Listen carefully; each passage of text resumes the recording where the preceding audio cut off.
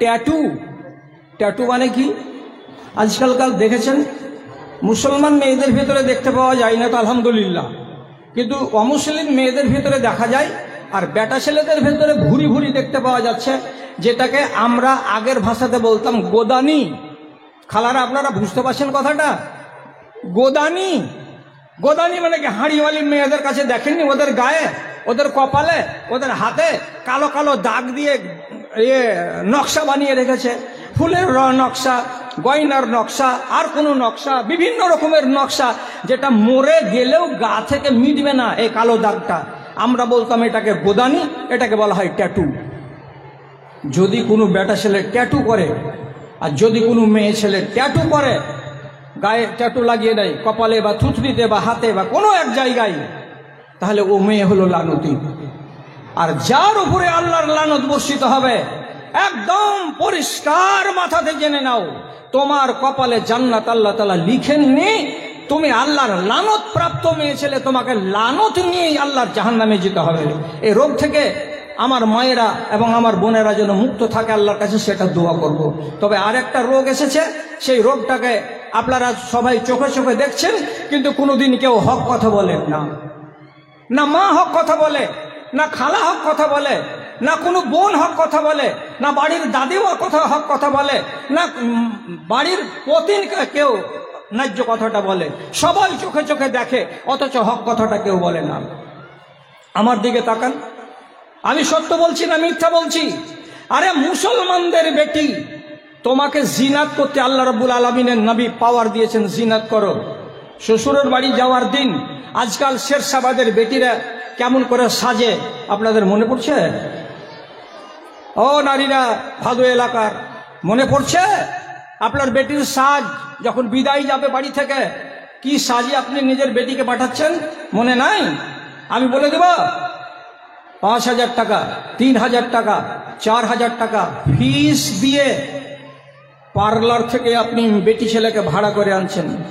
2 ঘন্টা ধরে আপনার বেটিকে সাজাচ্ছে, এক একটা কুচি পর্যন্ত সিফটি পিন দিয়ে মেপে মেপে বসাচ্ছে।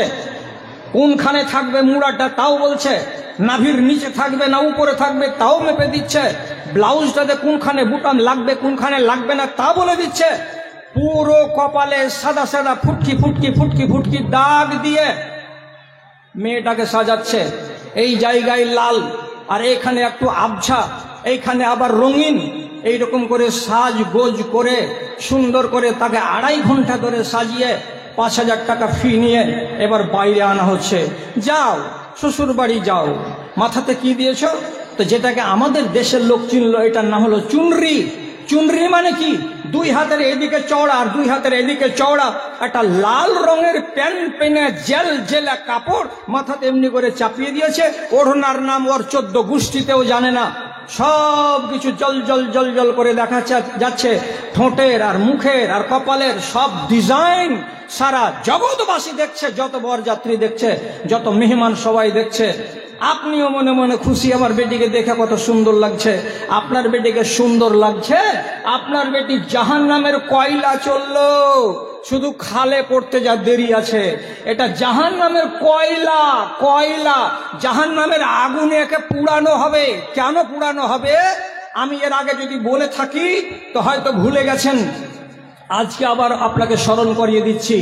আপনার ঠোঁটে লাল রং লাগানো যায়, আপনার কপালে নকশা সুন্দর করে ফেয়ার অ্যান্ড লাভলি লাগানো যায়, আপনার ঠোঁটে আপনার চোখে সুরমা লাগানো যায়, আপনি ডিজাইন যেমন করে করতে পারেন আপনি করতে পারবেন। কিন্তু দেখবেটাকে, আগে এই কথাটা প্রশ্ন হোক, আমার এই নকশা দেখবেটাকে, আমার এই জিনাত কে দেখতে পাবে? কার দেখা পাওয়ার আছে? আমি এর আগে বলে দিয়েছি, আল্লাহ রাব্বুল আলামিন বলেছেন ওয়ালা ইউবদিনা জিনাতাহুন্না, ও নারীরা যত পারো জিনাত করো, যত পারো জিনাত করো, নিষেধ নাই, নিষেধ নাই। কিন্তু তোমার চেহারার ডিজাইন, তোমার চেহারার জিনাত কে কে দেখতে পাবে? মগজে তুলে রাখো, না হলে তোমার কপাল খারাপ আছে। কে কে দেখতে পাবে? 1, তোমার স্বামী দেখতে পাবে। 2, তোমার স্বামীর বাপ দেখতে পাবে। 3, তোমার নিজের বাপ দেখতে পাবে। 4, তোমার নিজের ভাই দেখতে পাবে। 5, তোমার যদি বেটা থাকে বড় বা ছোট তারা দেখতে পাবে। 6, তোমার বাড়িতে যদি কোনো চাকর বাকর থাকে বেটা ছেলে, কিন্তু ছেলেটা বড় হয়নি, সাবালক হয়নি, নাবালক ছেলে বাড়িতে কাজ করে, ওই ছেলেটা দেখতে পাবে। এই 6 রকমের বেটা ছেলেকে বাদ দিয়ে পৃথিবীর অন্য কোনো বেটা ছেলে যদি তোমার চেহারা দেখতে পাই, তোমার লাল লাল ঠোঁট দেখতে পাই, তোমার নকশা করা গাল দেখতে পাই, তোমার কপালের ডিজাইন যদি দেখতে পাই, তাহলে জেনে রাখো আল্লাহ রাব্বুল আলামিনের কানুনকে তুমি বুড়ো আঙুল দেখিয়েছো। আল্লাহর কানুনকে যারা অবজ্ঞা করে আর আল্লাহর কানুনকে যারা বুড়ো আঙুল দেখায়, আল্লাহর কসম খেয়ে বলছি, একটা নিষেধকে না মানতে গেলে তুমি আসামি হবে, আর আসামি যদি হও তোমার কপালে জাহান্নাম লিখা যাবে। কাজে ডিজাইন করছো তো করো, কিন্তু মুখটাকে ঢেকে নিয়ে শ্বশুরের বাড়ি যাও, আর মুখটাকে খোলা রেখে সবগুলো নকশা দেখাতে দেখাতে যদি শ্বশুরের বাড়ি যাও, তাহলে তুমি মা জেনে শুনে বুঝে সুঝে তোমার বেটিকে আগুনের দিকে ঠেলে দিলে।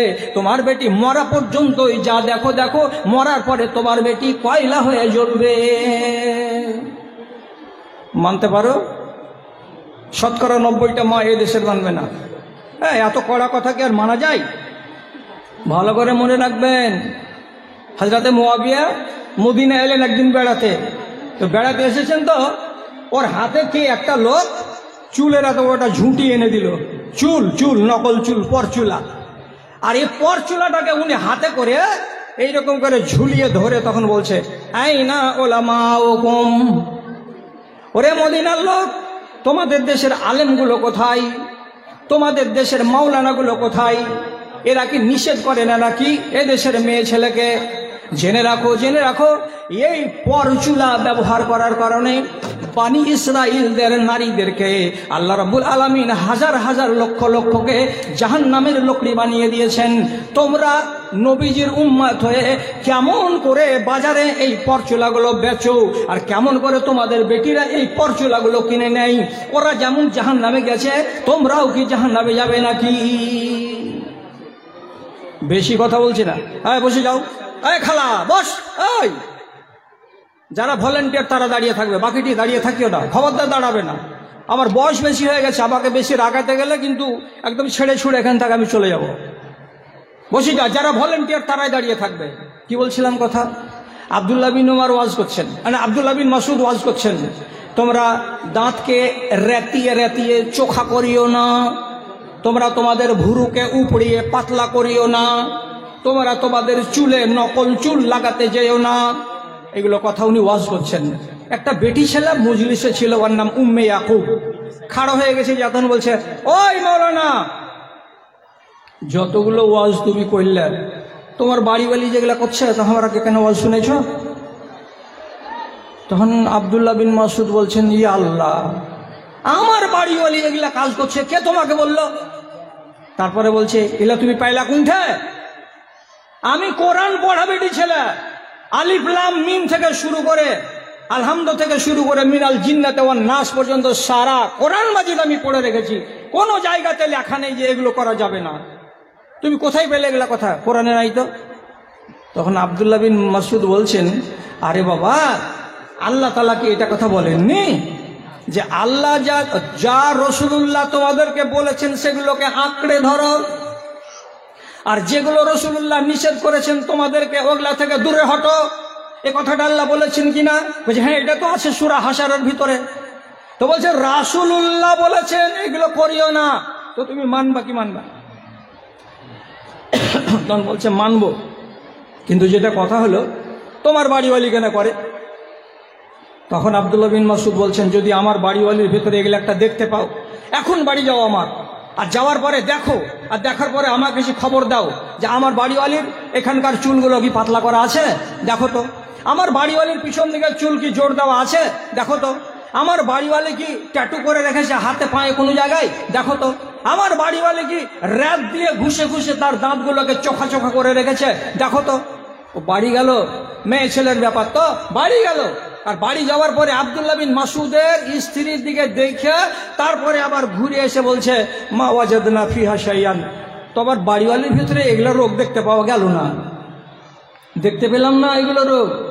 তখন আব্দুল্লাহ বিন মাসউদ কি বলছেন, লাও ওয়াজাদতা তিহে, যদি তুমি এই রোগগুলো আমার স্ত্রীর ভেতরে একটা পেতে, আমার স্ত্রীর ভেতরে এই রোগগুলো যদি একটা থাকে, মা জামাতুহা, আমি জীবনে আমার বাড়িওয়ালির চকিতে ঘুমাতে যাব না, আমি নিজের চকিতে আমার বাড়িওয়ালিকে ঘুমাতেও দেব না।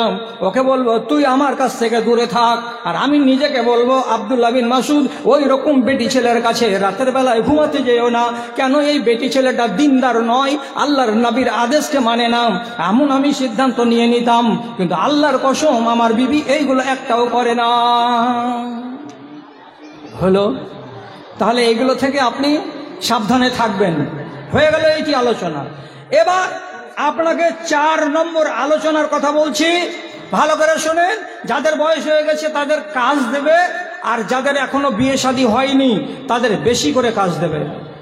যাদের বিয়ে হয়নি তারা বেশি করে কান খুলে কথাটাকে শোনো। আর একদিন তোমাকে এইগুলো কথা বলার জন্য হয়তো লোক কাছের ভিতরে পাওয়া যাবে না বা কেউ বলবে না। আমি বলে দিচ্ছি, বিয়ে যেদিন হবে আলহামদুলিল্লাহ দোয়া দুরুদ বাপ মার নিয়ে এখান থেকে বিদায় হও, শ্বশুরের বাড়ি যাও। শ্বশুরের বাড়ি গেলে তুমি তোমার স্বামীর ঘর সাজাবে, সংসার সাজাবে। স্বামীর ঘরে গেলে সে অচেনা অজানা, তুমি তার কাছে অচেনা অজানা, দুটো মন অচেনা অজানা, কথা বলতে বলতে আস্তে আস্তে দুজন এক অপরের প্রতি আকৃষ্ট হবে, একজন আরেকজনকে ভালোবাসতে শিখবে, একজনের আরেকজনের প্রতি তার মোহাব্বত হবে, মায়া মমতা বসে যাবে। এবার মায়া মমতা হলো, ঠিক আছে, এটাতে আপনি লজ্জা করিয়েন না, আমি লজ্জা করছি না। কেন? বিষয়টা হলো দিনের বিষয়। কি লজ্জার কথা বলবো? যে কোনো পৃথিবীর নর এবং নারী, স্বামী এবং স্ত্রী, তারা মধুর মিলনে লিপ্ত হয় এবং তারা শারীরিক সম্পর্ক কায়েম করে, আর রাতের বেলায় তারা গল্প করে।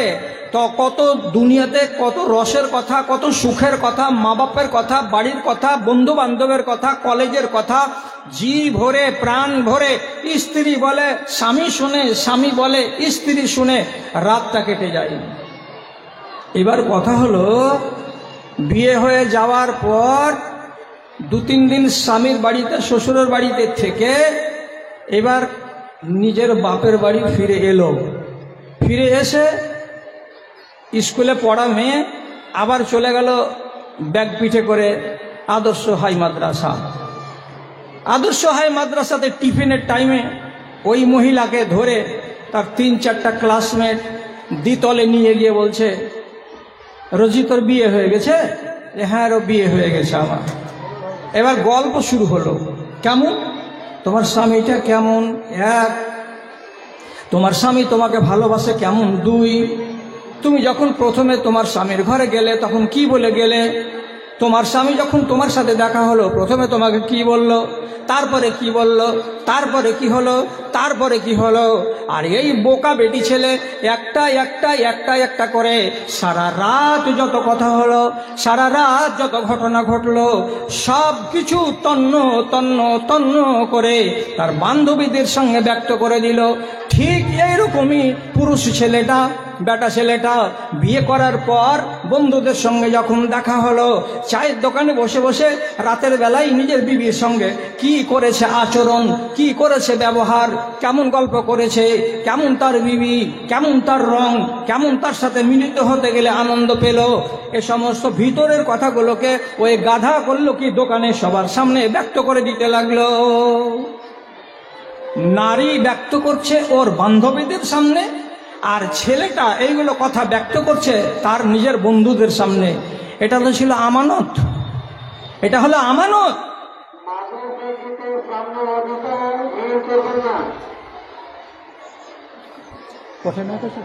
আলাদা আলাদা আছে।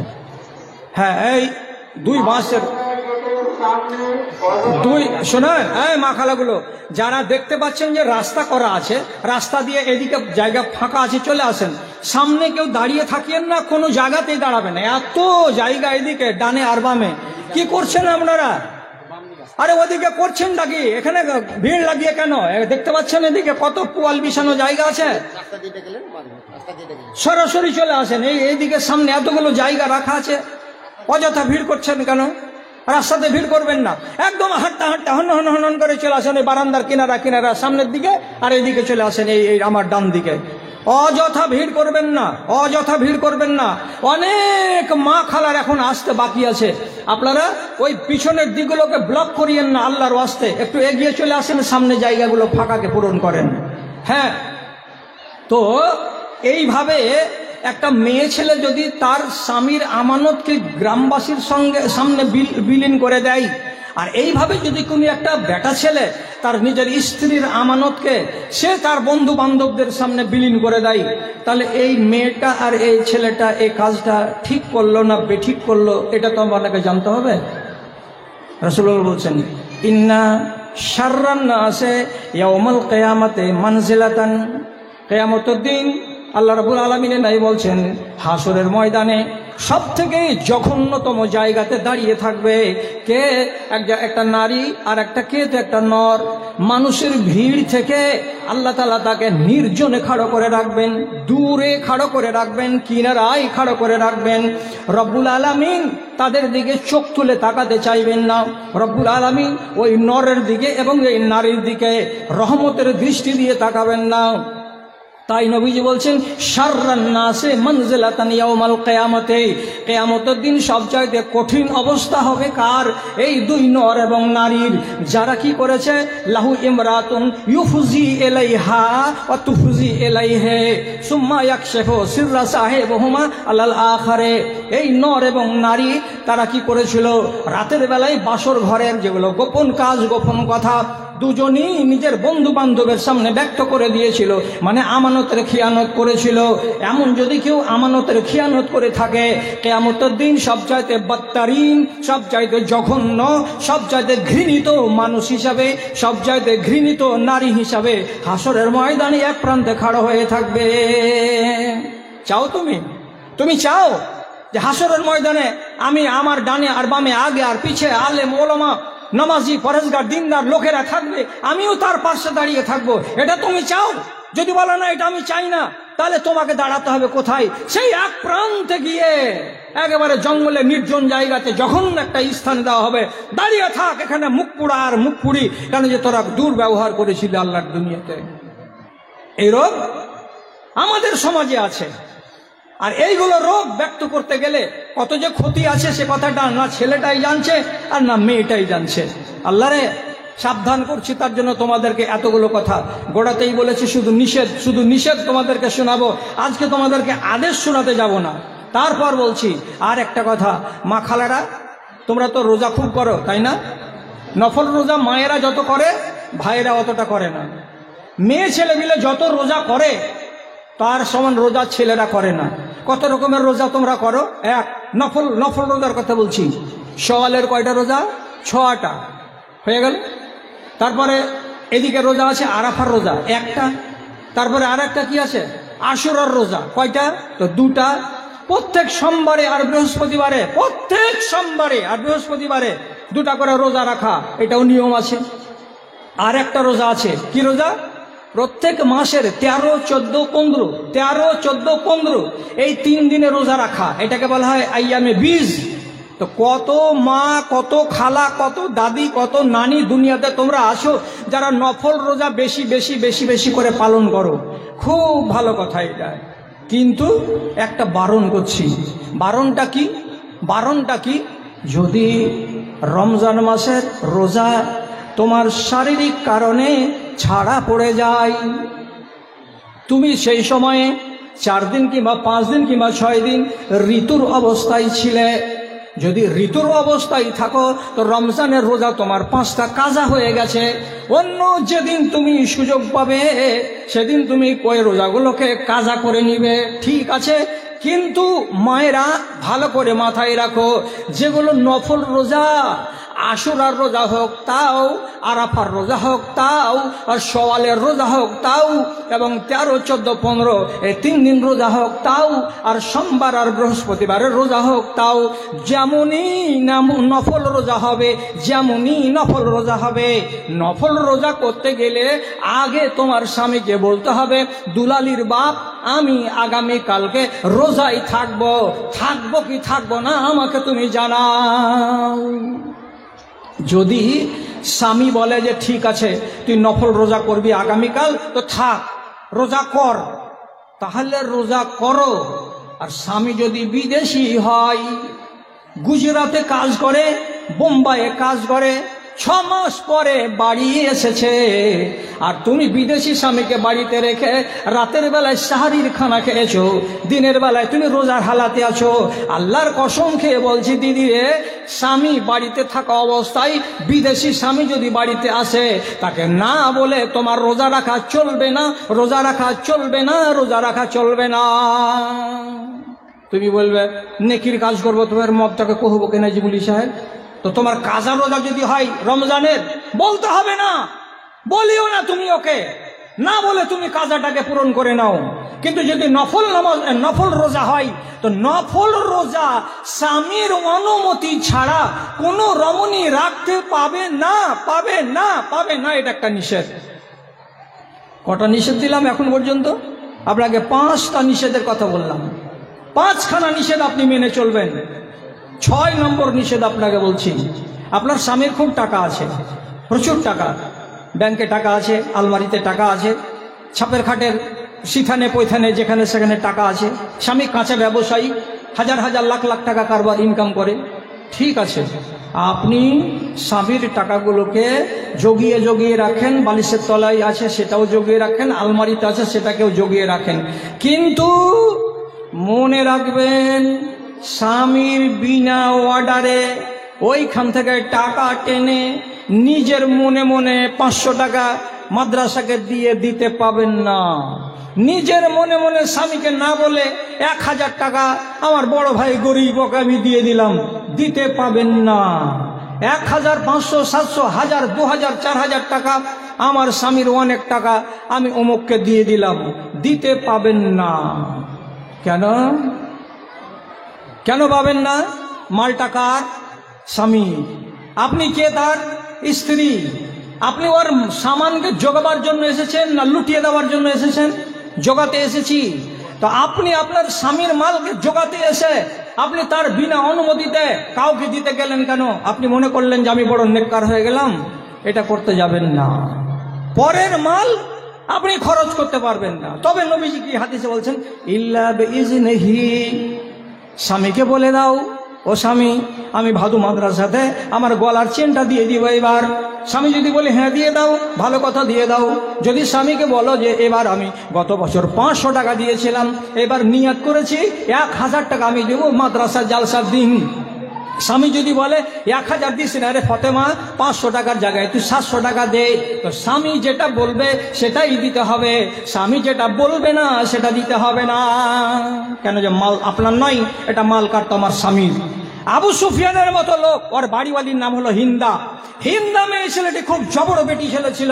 রসুলুল্লাহর সামনে একদিন এসে বলছেন, আল্লাহ রসুল, আমার স্বামী খুব কঞ্জুস, খুব মাক্ষিচোস, আমাকে এমন জিনিস আমার প্রয়োজনের দেয় না।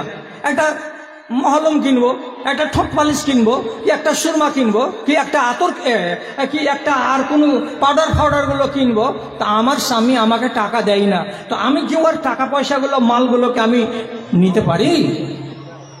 নিতে পারি? খেয়াল করেন কথার দিকে।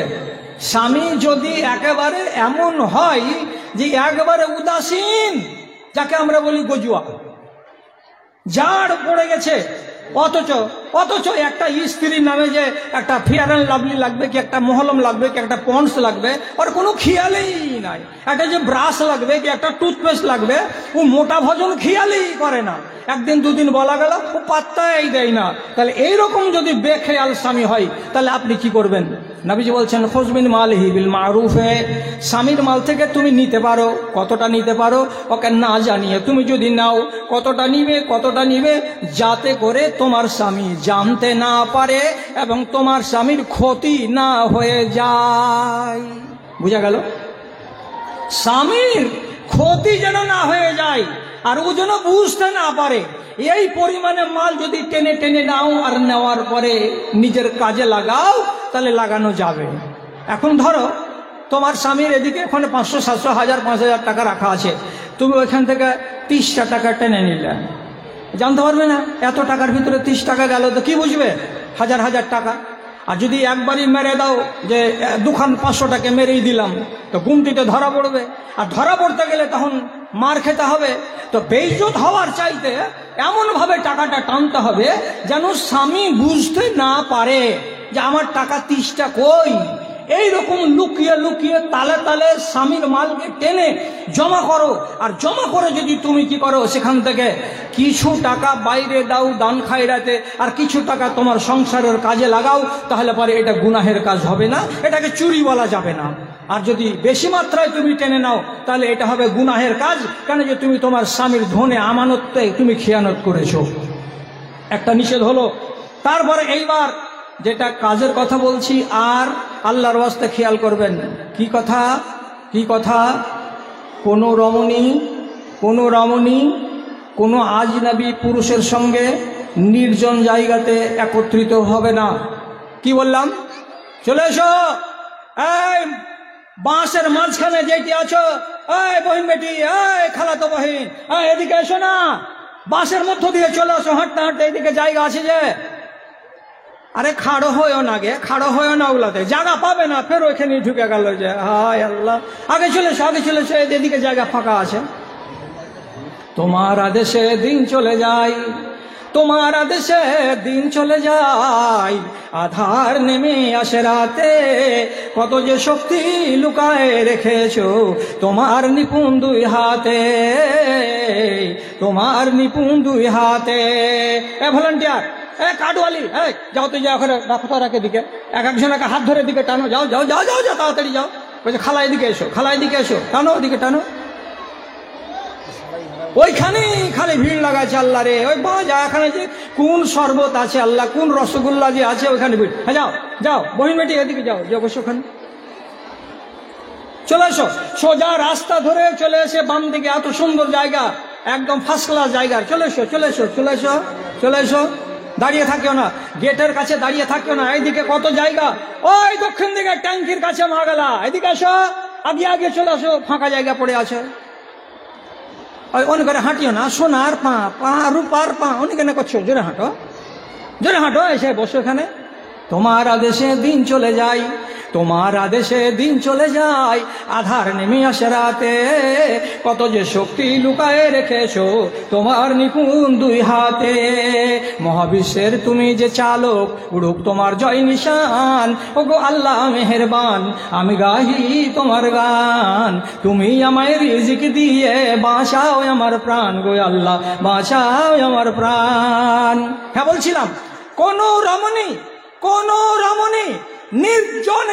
নির্জনে কোন আলগা বেটা ছেলের সাথে বসবে না, পাশে দাঁড়াবে না, কথা বলবে না। শুনতে পেলে? কতটি মোবাইলে তোমার নাম্বার আছে? কমসে কম 20টা বেটা ছেলের। তোমার যদি নিয়াতে থাকে যে মরার পরে জান্নাতে যাব, তোমাকে আমি নিজের বেটির মর্যাদা দিয়ে বলছি, আল্লাহর কসম, ওই কুলাঙ্গারগুলোর নাম্বারটিকে আজকে ডিলিট করো, আজকেই ডিলিট করো। বেটা ছেলের সঙ্গে জীবনে কোনোদিন কোনো রমণীর বন্ধুত্বালি হতে পারে না। বন্ধুত্বালি যদি হবে তো নারীতে, বন্ধুত্বালি যদি হবে তো বেটা ছেলেতে, একটা মেয়ে আর একটা ছেলে, জীবনে কোনোদিন বন্ধুত্বালি হয় না। আর যদি বিশ্বাস না লাগে তো আমি বলি, গাড়ুয়া বিলাই জীবনে মাছের যোগানদারি করবে? হ্যাঁ করবে? একটা গাড়ুয়া বিলার সামনে যদি 1 প্লেট বাছা মাছ রাখো আর ঘরে রেখে দাও টেবিলে দিয়া, বিড়ালটাকে বলো খবরদার খাবি না, যোগাবে বিড়াল? যোগাবে না। কেন বেটা ছেলের সঙ্গে তোমার সম্পর্ক হবে, কথা হবে রাতের বেলায়, দিনের বেলায়, সব সময়? যে নারী বিনা প্রয়োজনে কোন পুরুষ লোকের সঙ্গে কথা বলে, আল্লাহর কসম ও হলো জাহান্নামী নারী, ও হলো জাহান্নামী নারী। কেন যে সে জাহান্নামকে নিজে ডেকে নিয়ে আসছে, এই জাহান্নাম আয়, এই জাহান্নাম আয়। যদি প্রয়োজন থাকে, প্রয়োজন মানে কি, পড়ে গেল কেউ মারা গেছে তো খবর দিব, কোথায়, তো নর্দেশে কার ফোন পেলে, তো ওখানে ইজাবুল হক বলে একটা বেটা ছেলের ফোন নম্বর পেলাম, ফোনে লাগিয়ে দাও, দেওয়ার পরে খবরটা দিয়ে দাও, আপনার বাড়ি ইজাবুল, আপনার নাম ইজাবুল, আমার অমুক মারা গেছে, খবরটা দিয়ে দিয়েন, ঘটনা শেষ। এর বেশি কথা বলা যাবে না, আর কোনো আজনাবি বেটা ছেলের সঙ্গে বসে সময় কাটানো যাবে না। মানো হে, কথাটা মানো। কত কঠিন কথা আছে হাদিসের ভেতরে। লানিয়ত আনা আলা রাসি আহাদিকুম মাখিতান খায়রুল লাহু আন ইয়ামুসা ইয়াদাহু ইমরাতান লাম তাহিল্লা লাহু। ও নারী শোনো, ভালো করে শোনো, তোমার মাথায় যদি 1 ইঞ্চির একটা কাঁটাকে হাতুড় দিয়ে ঠুকে ঠুকে ভরে দেওয়া যায়, এটা তোমার জন্য ভালো, কিন্তু কোনো একটা অচেনা বেটা ছেলের গায়ে হাত লাগানো ভালো নয়। কেন নয়? কেন নয়? তোমার চাঁদিতে যদি কাঁটা মেরে দেয় তোমার জীবন চলে যাবে, আর তোমার যদি কোনো বেটা ছেলে তোমার গায়ে হাত লাগায়, কিংবা তুমি যদি কোনো বেটা ছেলের গায়ে হাত লাগাও, তাহলে তোমার ঈমান চলে যাবে। কোনটা বড় রে মা, ভেবে দেখো তো, ঈমান চলে যাওয়াটা বড় না জীবন চলে যাওয়াটা বড়? জীবন চলে গেলেও তোমার কপাল ভালো হতে পারে, কিন্তু ঈমান চলে গেলে কপাল ভালো হবে না। এই জন্য নবীজি বলছেন, কোনো আজনবী বেটা ছেলের গায়ে হাত লাগানো কিংবা কোনো আজনবী মেয়ে ছেলের গায়ে হাত লাগানো তোমার মাথায় কাঁটা গেড়ে দেওয়ার চাইতে অনেক ভালো রে, অনেক ভালো রে। কে মানবে? আচ্ছা, নির্জনে বসে বসে গল্প করবে একটা অচেনা বেটা ছেলের সঙ্গে? তো তুমি জানো না যে এই দুজন আমরা আছি না আর কেউ আছে? রাসূলুল্লাহ হাদিসে বলছেন, ইল্লা ওয়াসালেসুহুমা শায়তানুন, এরা দুজন তো আছেই, দুজনের পরে 3 জন আরেকটা কে আছে, তো তার নাম হলো শয়তান। শয়তান আছে, গল্প করতে করতেই ফুসকি দিতে দিতে দিতে দিতে আর একবার বলবে, ওকে জিজ্ঞেস কর না ওর বিয়ে হয়েছে কিনা। বিয়ে হয়নি, তারপরে আরেকটা কথা বল না ওকে, তুমি কি করো, তারপরে আরেকটা কথা বল না। একটা দুটা কথা বলতে বলতে বলতে বলতে তোমার পেটের কথা নিয়ে নিবে, তোমার মনের কথা নিয়ে নিবে, আর দুটো একটা কথা বলতে বলতে শেষের বেলায় তখন তোমার মনের ভেতরে ওর নামে একটু মহব্বত পয়দা হবে, এর মনের ভেতরে ওর একটু মহব্বত পয়দা হবে। এই করতে করতে করতে করতে শেষের বেলায় সম্পর্ক নাজায়েজ হয়ে যাবে। আর সম্পর্ক যদি নাজায়েজ হয়ে যায় তখন তোমার ঈমানটা নষ্ট হবে। কেন? কেন? পৃথিবীর কোন নারী তার নিজের স্বামী ছাড়া কাউরে সামনে নিজের ইজ্জত খুলতে পারে না, তার ইজ্জত কাউরে জন্য হালাল নয়।